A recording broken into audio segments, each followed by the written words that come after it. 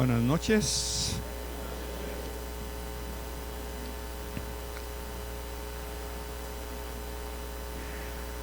Vamos a ponernos de pie, vamos a orar. Señor, muchas gracias por el privilegio que nos das de estudiar tu palabra. Sabemos que tu Espíritu Santo está en medio de nosotros para revelarnos, enseñarnos e instruirnos, no solamente para que aprendamos más de ti, conocerte y saber de tus planes de bien y no de mal para nosotros. Muchas gracias por el estudio de esta noche.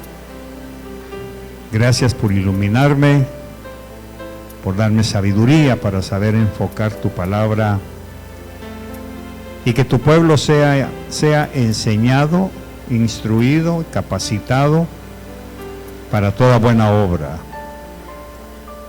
Gracias por ayudarnos a definir nuestra posición delante de ti y poder abrir nuestro corazón a tu enseñanza. Muchas gracias, Espíritu Santo, por dar testimonio de tu verdad. En el nombre de Jesús, amén y amén.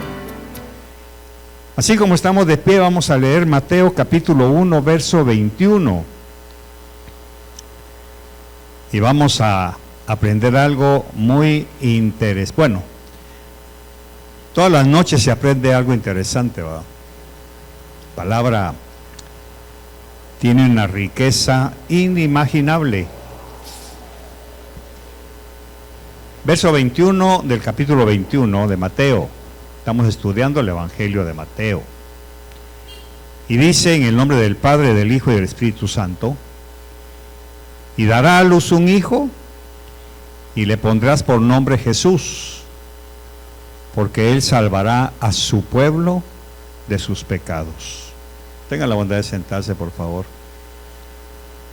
Esta noche quiero compartir con ustedes un misterio que está aquí encerrado. Para empezar, les ruego toda su atención para que no se pierda nada de lo que vamos a aprender. Esto que vamos a estudiar ha estado reservado por mucho tiempo. Incluso los grandes teólogos no se han puesto de acuerdo en lo que el Señor nos va a enseñar esta noche. Porque lógicamente la palabra tiene cuatro niveles. Creo que ya lo expliqué en alguna ocasión y lo pusimos en la pantalla, si mal no recuerdo. El Pardes. El Pardes en hebreo es el paraíso. Y Dios quiere llevarnos al paraíso, porque es ahí donde Él le reveló a Adán toda la sabiduría de su palabra. Ahí fue donde el Señor le reveló a Adán todo el misterio de la vida. Por eso es que Adán conocía toda la riqueza de la palabra. Incluso Adán en algún momento profetizó la venida de Cristo, cuando dijo: esta es hueso de mis huesos y carne de mi carne. ¿De dónde salió Eva? Del costado de Adán. Cuando hacemos una línea de tiempo y nos vamos a la cruz y el romano le abre el costado a Jesús, que dice que salió sangre y agua de su costado, ahí nació la iglesia. Ahí nació y se cumplió la profecía de Adán: esto es hueso de mis huesos y carne de mi carne. Ahí nació la iglesia. O sea que Adán no solamente está hablando de Eva, pero también está hablando de la futura iglesia. Recordemos, por eso es que sabemos que a Jesús se le llama el segundo Adán. Y lógicamente, la esposa del Cordero es la iglesia. No estoy muy seguro de llamarla la segunda Eva, porque no lo dice la Biblia, y no me atrevo a hacerlo tampoco, así que no voy por ese lado. Por donde yo quiero ir es la profecía de Adán, cuando dijo y expresó: este es hueso de mis huesos. Y el mismo suceso que le pasó a Adán, que de su costado le sacaron a Eva, el mismo suceso sucede con Jesús en la cruz del Calvario. Ahí salimos nosotros, que es la iglesia. Pero aquí en Mateo, en el verso 21, hay algo que tenemos que estudiar. Y dará a luz un hijo, y le pondrás por nombre Jesús, porque él salvará a su pueblo.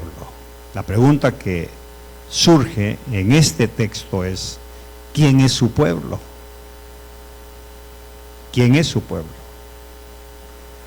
Lógicamente, cuando nosotros estudiamos en grupo estos textos, lo primero que viene es: ¿y quién es su pueblo? ¿Quién es su pueblo?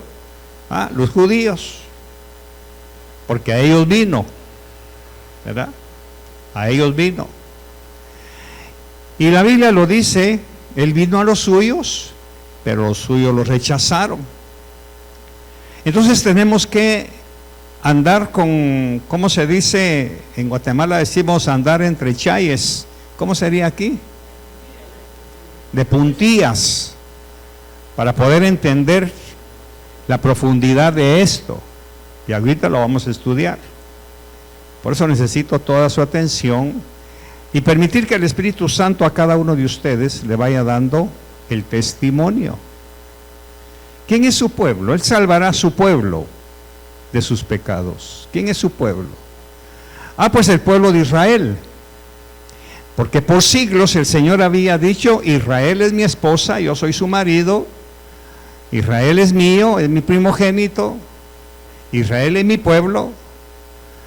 Cuando el Señor le dice a Faraón a través de Moisés: deja ir a mi hijo, deja ir a mi hijo. Israel siempre ha sido el hijo de Dios, siempre ha sido el pueblo de Dios, y para ellos era la salvación. Por eso dice Pablo que a través de los judíos vino la ley. Nosotros estábamos excluidos, pero cuando ellos rechazan al Señor, al Mesías, Él tomó otra esposa, que es una esposa gentil. Esa figura la tenemos con Oseas, cuando le dice: anda y te casas con una gentil. Es la misma figura que tenemos. Entonces, para poder entender esto, tenemos que ubicarnos en qué es para Dios una mujer. Para Dios una mujer no es una mujer, físicamente hablando. Para Dios una mujer es Israel. Por eso encontramos un montón de textos, por ejemplo, uno que dice: yo soy tu marido, a Israel, yo soy tu marido, tu hacedor. Yo te sustentaré como esposo.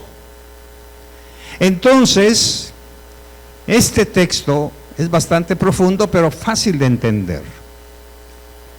Para poderlo comprender necesitamos irnos a Isaías, capítulo 7, verso 14. Y vamos a empezar a explorar. Para empezar, antes de leerlo, quiero que usted tenga presente que las profecías bíblicas no son de una sola interpretación. A veces una profecía se va cumpliendo paulatinamente. Eso ya es teología bíblica. Una profecía se dice aquí y puede tener un cumplimiento aquí, otro cumplimiento aquí, otro aquí, de acuerdo al contexto. Por eso es que tenemos que ubicarnos en los contextos. Y ahorita vamos a ver uno de ellos. Verso 14 de Isaías: por tanto, el Señor mismo os dará una señal. He aquí, una virgen concebirá y dará a luz un hijo, y le pondrá por nombre Emmanuel. Ahora nos vamos a dar un brinco de unos 2000 años, y resulta que en Jerusalén viene un ángel, le habla a una virgen, y le dice que va a concebir un hijo por obra del Espíritu Santo. Pero ahí es donde quiero que usted me ayude. Verso 21. Volvamos nuevamente al verso 21. ¿Cómo dijo la Virgen de Isaías, capítulo 7, cómo dijo el nombre que le iban a poner? Emmanuel, que significa Dios con nosotros. Ahora venimos a Mateo, que está sucediendo esa profecía a través del tiempo. Pero ¿cómo le ponen al hijo de la Virgen? Le ponen Jesús, no le ponen Emmanuel. Ahí es en donde empezamos nosotros a comparar. Entonces, ¿de qué lado, de los 4 lados de la palabra, está hablando Isaías y de qué lado está hablando Mateo? Por eso dice en el verso 23, he aquí la Virgen concebirá y dará a luz un hijo y le pondrán por nombre Emmanuel. Eso dijo, verso 22, eso dijo el profeta. Veamos, retrocedamos. Todo esto sucedió para que se cumpliera lo que el Señor había hablado por medio del profeta. ¿Qué profeta? Isaías 7. Y le pondrás por nombre Emmanuel. Pero vino el ángel y le dijo a María, vas a tener un bebé por obra del Espíritu Santo y le pondrás por nombre Jesús. Entonces, Jesús, ¿es Emmanuel o no es Emmanuel? Sí es Emmanuel, porque es Dios con nosotros. Es Dios dejando su trono y bajando a la tierra para que se cumpliera lo que había dicho Isaías. Dios con nosotros. Pero también la otra interpretación, y aquí es en donde viene lo hermoso, y lo que nos va a poner a temblar a muchos de nosotros, es que la profecía de Isaías también está enseñando que la Virgen es Israel, como mujer, como nación, que va a dar a luz a un hijo. Allá dentro de Israel va a nacer un hijo.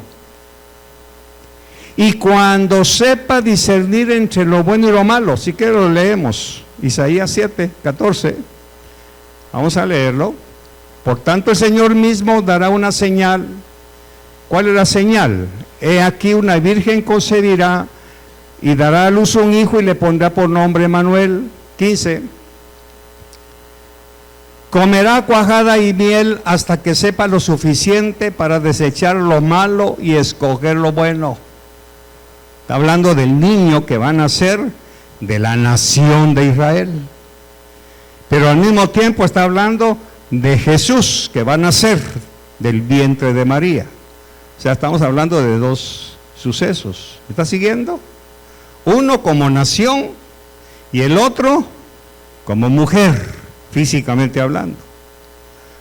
Lo que pasa es que Mateo, como buen judío, necesita afianzar que Jesús nació proféticamente hablando a través del profeta.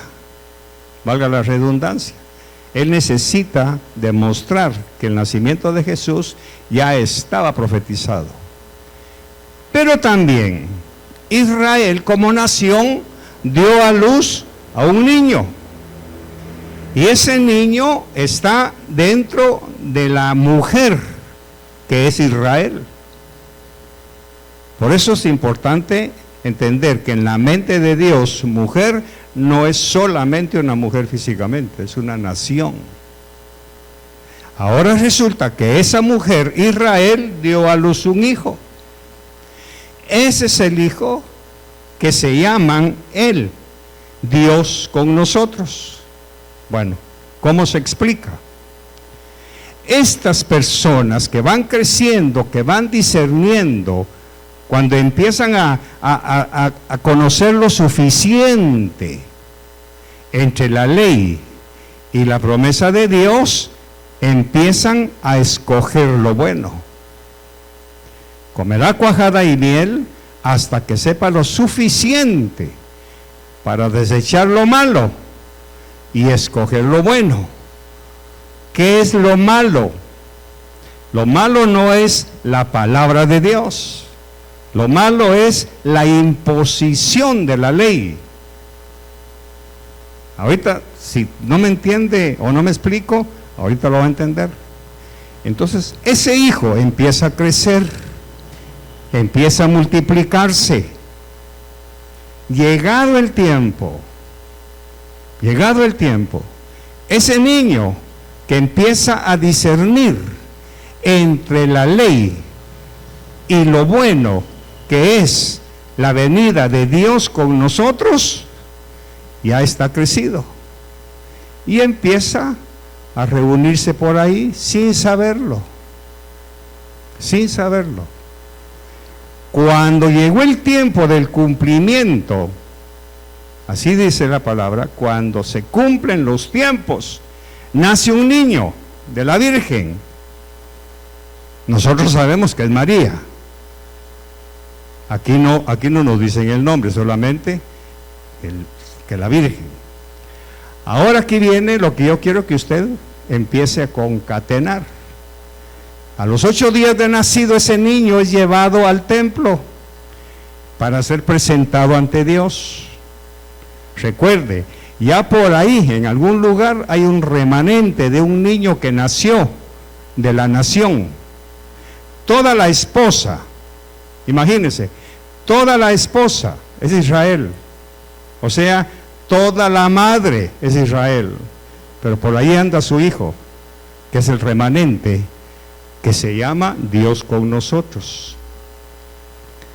Investigando un poquito, la pregunta es, ¿qué hablaban ellos? Un día va a aparecer Dios, porque ha prometido estar con nosotros. Un día. Ahora agarran al niño y lo llevan al templo. En ese momento, algo sucedió. No sé explicarle qué, pero algo sucedió en el ambiente. Y un anciano se levanta y va y dice: Señor, ya me puedes recoger, porque mis ojos han visto tu salvación. ¿Cómo le pusieron a Jesús? Jesús, porque Él salvará. Él es mi Salvador. ¿Ok? Pero un anciano, cuando el anciano ve y le dice: y tu niño, y esto y lo otro ha sido puesto de aquí que allá, se levanta una viuda que tenía 15 años de estar esperando que se cumpliera la profecía de Dios con nosotros. En ese momento también a ella le sucede algo y se levanta y va, identifica al niño que es Dios con nosotros. Ok. ¿De dónde salen estos dos? Del remanente. Ok, remanente. Eso quiere decir, ¿cuántos del remanente estaban pendientes de la venida de Jesús? Solo 2. Y Jesús se va a Belén, a Galilea, empieza a llamar a sus discípulos. Va a preguntarle al Señor: Señor, ¿quiénes son? Tengo que hablar esto porque Jesús voluntariamente se desprendió de su divinidad. ¿Se recuerda? Él iba con el Padre a preguntarle: Señor, ¿quiénes son los del remanente? Y entonces aparece Jesús caminando en el mar de Galilea y ve a 3 hombres pescando. No estaban leyendo la Biblia, no estaban leyendo la Torá, no estaban leyendo nada, estaban pescando. Y les dijo: síganme, los haré pescadores de hombres. Se trata de Pedro, Jacobo y Juan. ¿Quiénes eran ellos? Remanente. Ellos 3 estaban esperando que un día apareciera Emmanuel, Dios con nosotros. Y dice la Biblia: y dejando instantáneamente. Aquí es donde usted tiene que ir identificando. Dejando instantáneamente las redes, lo siguieron. ¿Por qué lo siguieron? Porque lo estaban esperando. Por ahí tenemos otro que le dijo, fue a Felipe y le dijo, mira, hemos hallado al Mesías. No dice que él nos halló, nosotros lo hemos hallado. ¿Y qué le dijo el otro? ¿De dónde es? De Nazaret. Puede salir algo bueno de ahí. ¿Se recuerda? Y le dijo, ven y ve. Y entonces vino este hombre, lo vio. Cuando lo vio, ¿qué pasó en él? Allá adentro. Este es Emmanuel. Este es Emmanuel. ¿Felipe era del remanente? Sí. Ahora ya van como 4 o 5. Y Jesús empieza a recorrer todas las aldeas. De repente aparecen 5,000 por ahí, que al oírlo se maravillaron y empezaron a escucharlo. Pero resulta que con el devenir del tiempo lo empiezan a seguir, hasta que Jesús llega a un momento en que les dice, ustedes me siguen porque les doy de comer. Entonces, ¿qué pasa? Que se retiran. La pregunta, ¿por qué ya no lo siguieron? No eran del remanente. Estoy acortando los tiempos para poder enseñar el néctar. Ahora viene Jesús, sigue caminando y por allá encuentra un romano, que era romano, pero esperaba un día conocer al Dios de Israel. Se le enferma el criado, le pide favor y cuando termina de sanarlo, ¿qué le dice? Señor. ¿Era del remanente ese romano? ¿Por qué? Porque le dijo Señor, lo identifica. Y así empezamos a ver que el remanente no era toda la nación. Por eso es que los fariseos, cuando platican con aquel ciego, se recuerdan, ¿qué te hizo? Pues me puso lodo y me dijo que me fuera a lavar al estanque. Pero ¿cómo fue? Y en una discusión como de 3 capítulos, llaman a los papás y aquí que allá y toda la cosa. Al final el ciego les dice, tal vez me lo buscan por ahí. Al final el ciego le dice, ¿no será que ustedes también quieren hacerse sus discípulos? ¿Se recuerda de eso? Sí.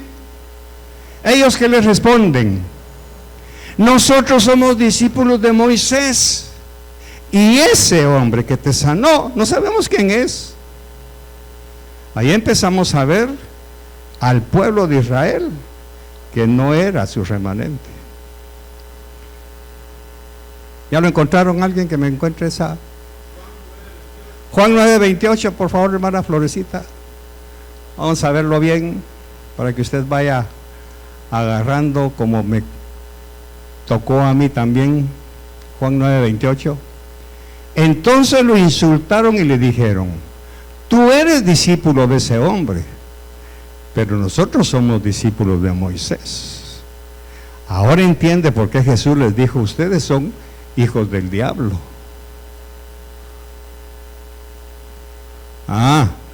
Pero ¿qué pasó aquí en el verso 21? Él salvará a su pueblo. Ahora estamos viendo, todo Israel era el pueblo de Dios. ¿Solo quién? Remanente. Ahora, ¿en qué se identificó el remanente? En que lo obedecían y lo seguían. Lo obedecían y lo seguían. Tercera vez, lo obedecían y lo seguían. Ahora empieza a caminar el tiempo, pasan los eones, como nos enseñó el doctor Ríos Paredes hace como 45 años, que yo no entendía eso. Empiezan a pasar los eones, o sea, los tiempos de Dios, los kairos, y llegó a mi vida. Viendo televisión, de repente el hombre que estaba ahí soltó una palabra que me agarró aquí. Bienaventurados los que lloran y serán consolados. Y aquí, ¿qué pasó? Y empiezo a buscar y a buscar y a buscar dónde está eso. Y para hacer corta la historia, llegué a Mateo.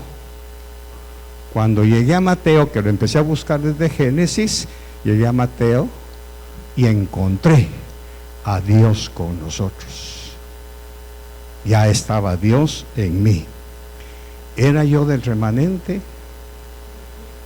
¿Lo sabía yo? ¿Lo sabía Pedro? ¿Lo sabía Juan? ¿Lo sabía el centurión? Otro remanente se sienta en el pozo de Jacob, empieza a platicar con la samaritana. La samaritana le dice: no, que es aquí donde hay que adorar, porque aquí me dijeron mis padres. Y Jesús le dice: mira, llegará el momento, y ahora es cuando hay que adorar en el espíritu y verdad. Y le dijo: Señor, ¿era del remanente esa mujer? ¿Y qué fue a hacer allá adentro? Acabo de encontrar al Mesías. Y dice que los hombres fueron, platicaron con él, le pidieron que se quedara 3 días. ¿Había un remanente en Samaria? ¿Era todo Samaria? Solo ese grupito. Bueno, ahora vamos a esto. La iglesia es una señora, es la esposa del Cordero. Y como señora, como mujer, da a luz un remanente, que no somos todos los que estamos aquí, solamente los que obedecen y lo siguen. Por eso la iglesia, mientras más numerosa, más engañada está. Hoy, precisamente en estos tiempos, el remanente no le va a hacer caso a lo que el mundo ofrece. Va a estar ¿dónde? Mi discípulo estará donde yo estoy. Lo repito: mi discípulo estará donde yo estoy. El que guarda mis palabras, ese es el que me ama.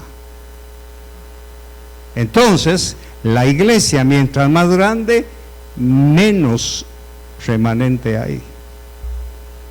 Toda la mayoría están por religión, por tradición, por costumbre. Porque la iglesia, por eso se llama que es una señora, da a luz otro grupo, que es el remanente. Entonces, en visión de fe, hay un remanente. ¿Quiénes son?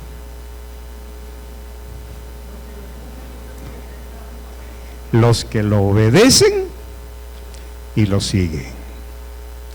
No los que vienen de cuando en cuando. No los que vienen los domingos. No los que vienen cuando les queda tiempo. No los que vienen cuando no llueve. No los que vienen cuando no hay frío. Son los que lo obedecen y lo siguen. ¿Por qué me llamáis Señor y no hacéis lo que digo? Sencillo: no son del remanente. Y en aquel día muchos me dirán: Señor, Señor, en tu nombre hicimos milagros, predicamos, y sí, pero yo no los conozco. Ahora explíqueme, ¿por qué no los conoce? No eran del remanente.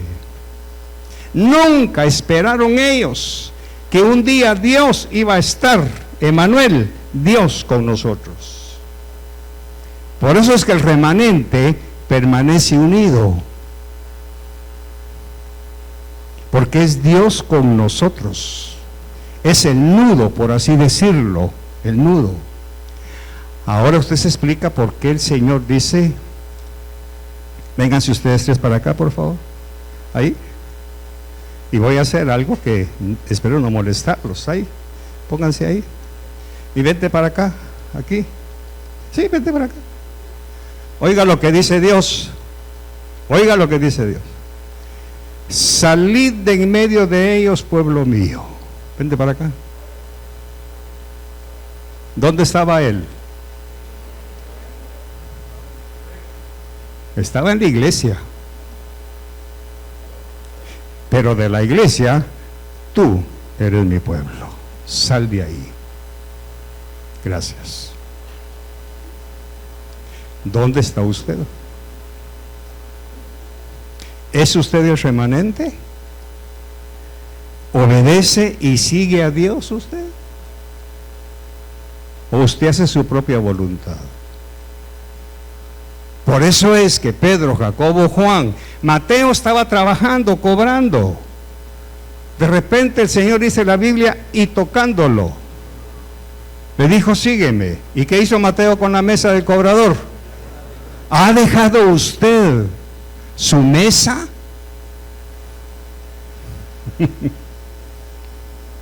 ¿Ha dejado usted sus tradiciones, sus costumbres? El que no deje padre, madre, hijo, no es digno de mí. Siempre Jesús va a identificar a su remanente con los que dejan. No lo dejas, sigue tu camino. Señor, permíteme enterrar a mi padre. Deja que los muertos entierren a sus muertos y tú sígueme. Y el otro, Señor, te seguiré donde vayas. Ajá. Vende lo que tienes y sígueme. ¿Y qué hizo? Siguió su camino. No hay problema. Tú no eres de mi pueblo.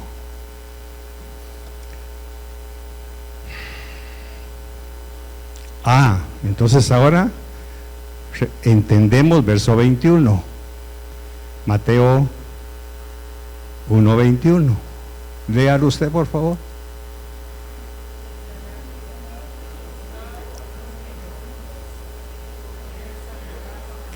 A su pueblo. A su pueblo.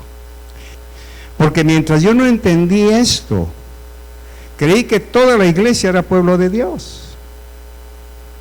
Creí que toda la congregación es parte del remanente. Estaba engañado. Y entonces, ¿por qué no viene? ¿Qué se queda haciendo? ¿Qué allá? ¿Qué no sé qué? ¿Qué no sé cuánto? Hasta que el Señor me alumbró. Carlitos, estás pidiendo algo imposible. Porque no todos son mi pueblo. Porque si fueran mi pueblo, sal de en medio de ellos. Dígalo otra vez. Pueblo mío. Por eso es que entendemos que no importa el tamaño de la iglesia. Una iglesia de 20 miembros, voy a atreverme, discúlpeme, es pensamiento mío. Una iglesia de 20 miembros, 3, 4 serán el remanente, los demás no. Los demás están ahí. Bueno, ¿qué querían aquellos 5,000 que lo seguían por la comida? Comida.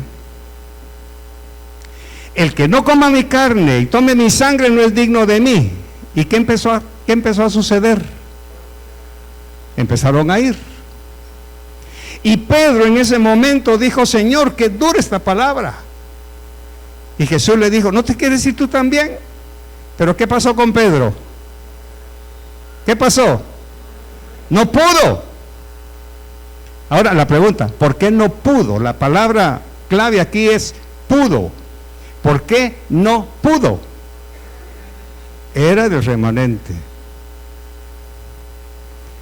Entonces, cuando a mí me lleva cualquier cosa fuera de los planes de Dios, tengo que ser sincero, no soy su remanente.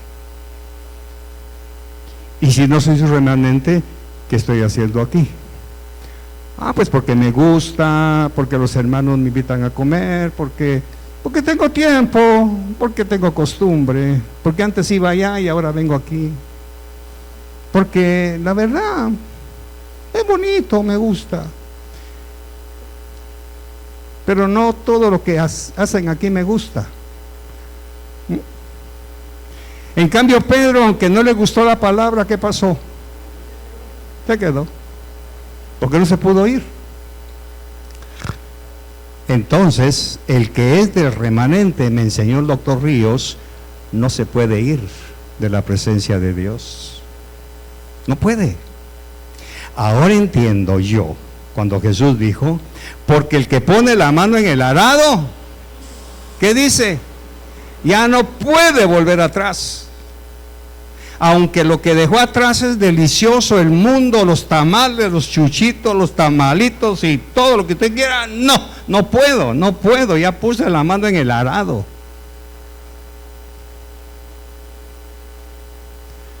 Ahora entendemos prácticamente que la conducta de la iglesia en general, todos nos estamos engañando.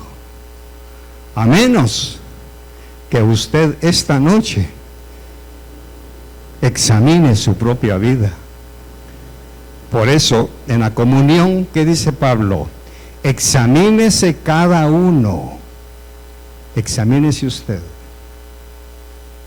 Si usted escoge el día para venir, el momento para venir, si no hay algo que lo atraiga a Emmanuel, Dios con nosotros, nada lo puede hacer. Aunque le ofrezcamos comida y le ofrezcamos tamalitos, usted va a comer, da la vuelta y se va. Lo único que lo puede atraer es la realidad de que Dios está con nosotros.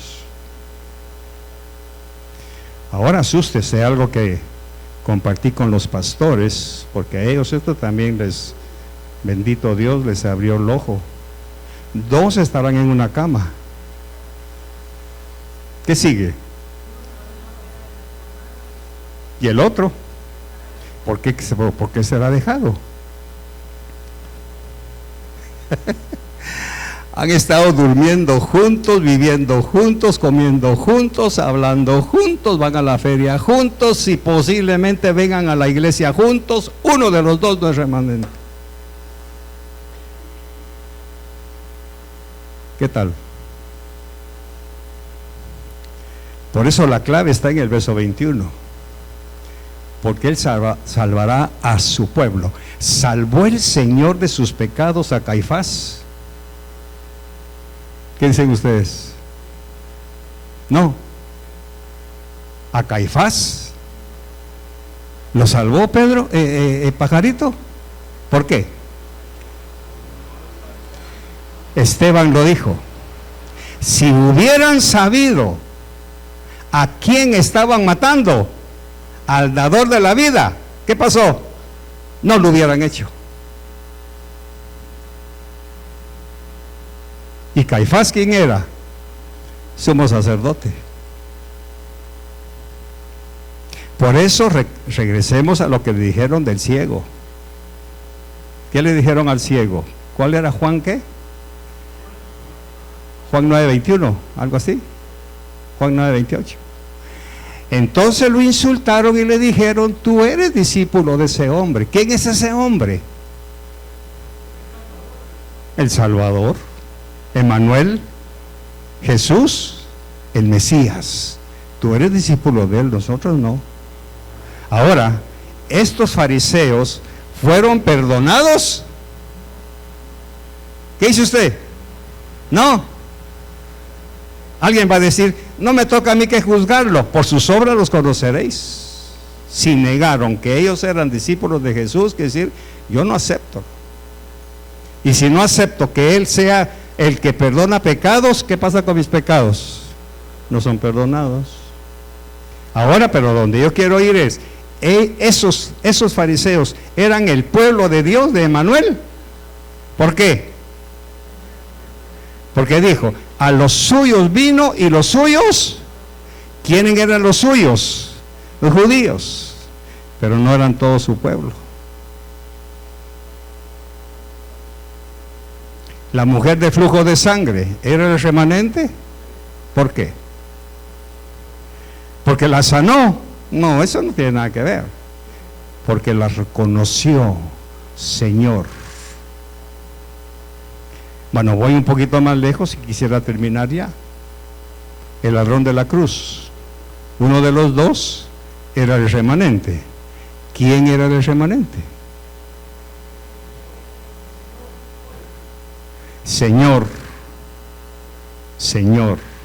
Por eso Él dijo: ustedes me llaman Señor, y lo soy.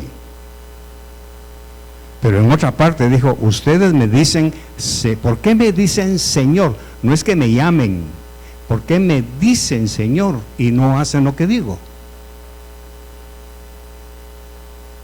En cambio el de la cruz, que dijo, Señor, cuando vengas en tu reino, reconozco que tú eres el rey, acuérdate de mí. Era el remanente ese ladrón. Y el otro, ¿por qué? Porque dice que lo maldecía, se burlaba de él, en pleno sufrimiento.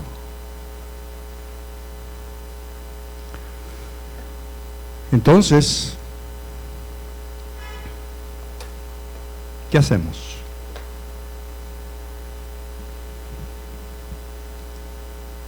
¿Va a seguir viviendo su propio evangelio? ¿Voy a seguir viviendo yo a mi propia manera? ¿Voy a estar despegándome del Señor, como hicieron aquellos cuando habló de su carne y de su sangre, que se fueron? Y muchos ya no andaban con Él. ¿Es usted el remanente realmente? Porque ¿qué dice Apocalipsis? Y todo el remanente será salvo. No dice toda la iglesia. Dice, todo el remanente será salvo. El remanente es solamente aquellos que hemos nacido. Por eso ahora entiende usted lo que dijo Juan. Porque hay hijos nacidos por voluntad de Dios y por voluntad de hombre. ¿Se da cuenta? Lo que hemos estado diciendo durante todo el año. Durante todo el año, y estaba insistiendo en algo que no debo hacer. Porque dentro de esta congregación hay un remanente. Los demás no. Son simpatizantes. Porque no tuvieron nada que hacer, vinieron. Vamos a la iglesia, vamos pues. El remanente lo seguimos y lo obedecemos. Por eso era necesario que Jesús caminara por todas las aldeas, porque en todas las aldeas estaban el remanente esperando que Dios un día estuviera con nosotros. Un día. ¿Por qué? Porque esa profecía la conocían desde niños. Recuerde, los niños eran educados a través de la palabra. Ellos conocían esa profecía. Sin embargo, muchos la conocían y no la aceptaron. Aquí tengo en mis notas algo muy interesante que le quiero compartir. Fíjese pues. ¿Por qué Él perdona? ¿Por qué Él perdonará a su pueblo de sus pecados? El Señor primero nos salva del castigo del pecado, después del poder del pecado y finalmente de la presencia del pecado. Yo he tenido que examinar mi propia vida a la luz de este concepto. El pecado ya no me mata, porque ya no peco voluntariamente, lo hago involuntariamente, cometo pecados involuntariamente, pero inmediatamente, perdóname Señor, perdóname. Pecado cometido, pecado perdonado. Segundo, después me perdona del poder del pecado. Dice Pablo que ya el pecado no tiene poder sobre nosotros. Y tercero, la presencia del pecado. Ahí está el pecado, la presencia, pero ya no me afecta, o ya no debiera afectarme. Entonces, veamos Jeremías 31, verso 31 en adelante. Vamos a ver algo hermoso. Jeremías 31. He aquí vienen días, declara el Señor, vienen días en que haré con la casa de Israel y con la casa de Judá un nuevo pacto. 32. no como el pacto que hice con sus padres. Recuerde, cuando sepa desechar lo bueno de lo malo de lo bueno. El día que los tomé de la mano para sacarlos de la tierra de Egipto, mi pacto que ellos rompieron, aunque fui un ¿qué? Esposo. Esposo. ¿Cómo mira Dios a Israel entonces? Como su esposa, como la mujer, declara el Señor. 33. Porque este es el pacto que haré con la casa de Israel después de aquellos días, declara el Señor. Pondré mi ley dentro de ellos y sobre sus corazones la escribiré. Y yo seré, y ellos serán, ¿cuándo? Cuando aparezcan los que tengan la ley, la palabra de Dios, sobre sus corazones y dentro de ellos. Entonces, si la palabra de Dios está dentro de mí y en mí, yo soy pueblo de Dios. Esa dualidad me obliga, por así decirlo, aunque no es una obligación, sino es un deleite, me obliga o me deleita estar con aquellos que pertenecen a Dios con nosotros. Por eso es que es poca el grupo de personas que se identifican entre sí. Tenemos lo mismo que hablar, el mismo tema, la misma esperanza, la misma salvación. Por eso es que aquí adentro de esta congregación, los que no son del remanente hablan de otras cosas: inteligencia, sabiduría, trabajo, dinero, esto y lo otro. Pero el tema principal de los que tienen a Emmanuel, ¿cuál es? Emmanuel, Dios con nosotros. Son los que compartimos testimonios, los que compartimos información bíblica, los que compartimos las cosas de Dios. ¿Me estoy explicando? Bueno, le voy a enseñar algo y nos vamos. Fíjese pues.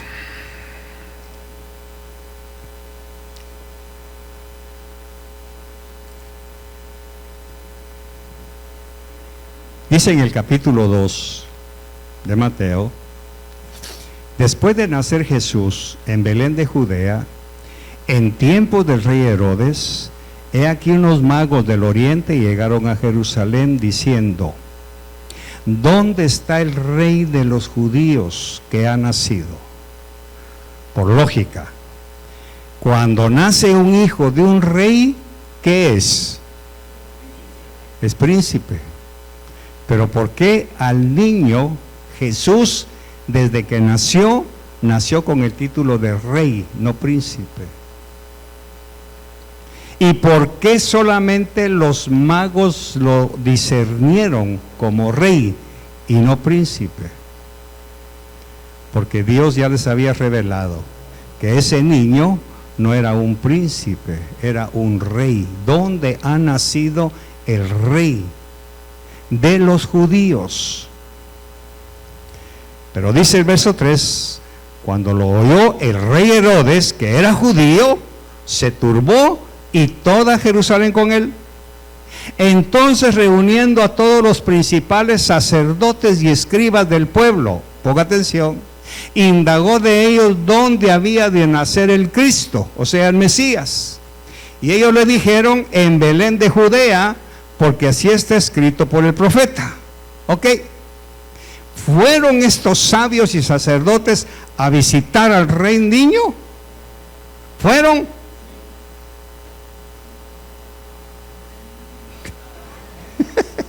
¿Fueron? No. La pregunta es: ¿por qué no fueron? No creían, aunque conocían la profecía. Vamos a repetirlo. Retrocedamos al 4, hermano. 4. Entonces, reuniendo a todos los principales sacerdotes, eran la élite, y escribas, los que copiaban la Torá, que conocían perfectamente la profecía, dónde iba a nacer el rey de los judíos, principales sacerdotes y escribas del pueblo, indagó de ellos dónde había de nacer el Cristo. Y ellos le dijeron, en Belén de Judea, porque así está escrito por el profeta. Ellos lo sabían de memoria. 6. Y tú, esa es la profecía, y tú, Belén, tierra de Judá, de ningún modo eres la más pequeña entre los príncipes de Judá, porque de ti saldrá un gobernante que pastoreará a mi pueblo Israel. 7. Entonces Herodes llamó a los magos en secreto y toda la cuestión. Pero la pregunta, ¿sabían los sacerdotes y escribas dónde iban a ser el rey de ellos? ¿Lo fueron a adorar? Ahí está. ¿Sabe usted quién es el Señor de nuestra congregación? ¿Sí? ¿Lo adora? Que el Señor les bendiga a todos. Solo el remanente. Solo el remanente. Todos los demás estamos de adorno aquí. Como decía el doctor Ríos, mi mentor, estamos calentando sillas. Señor, muchas gracias por tu palabra, bendigo la ofrenda, gracias por tu bondad, en el nombre de Jesús, amén y amén.